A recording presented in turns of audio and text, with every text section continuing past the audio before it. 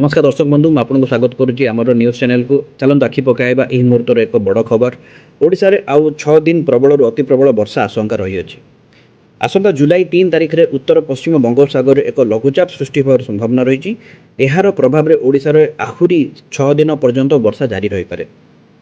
राजधानी भुवनेश्वर आज सकाळु झिपिझिपि वर्षा जारी रही।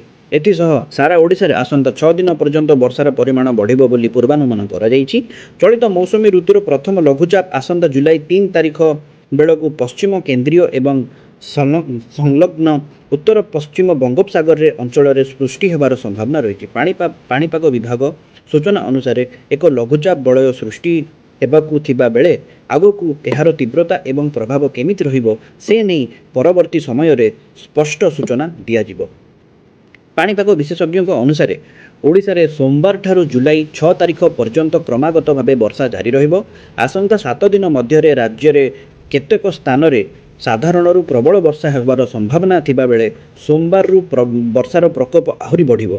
केतेक जिल्ला रे प्रबलरू अति प्रबल वर्षा हेबा नहीं मध्य चेतावनी दिया जाइछि।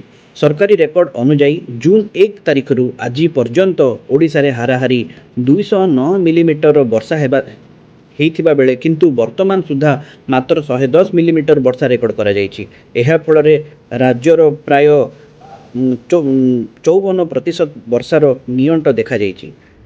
प्रशासन आशा करुछि जे आगामी लघुचाप जोगु एही वर्षार अभाव दूर होई पारे। एही पाणीपाग नियमिक प्रभाव रे आज सकाळु राज्यर अनेक स्थान रे वर्षा लागी रही।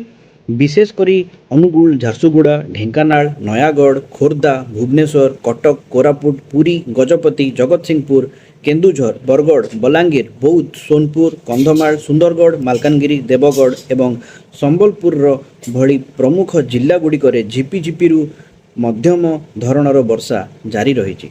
आशा करुच्ची आपंक आमर न्यूज टी अत्यंत भल लगी। तेबे एही प्रकार न्यूज सह अपडेट थिबा पई आम चैनल टी को लाइक करंतु, सब्सक्राइब करंतु, शेयर करंतु एवं घंटी आइकन टी को बजाई दियंतु। धन्यवाद।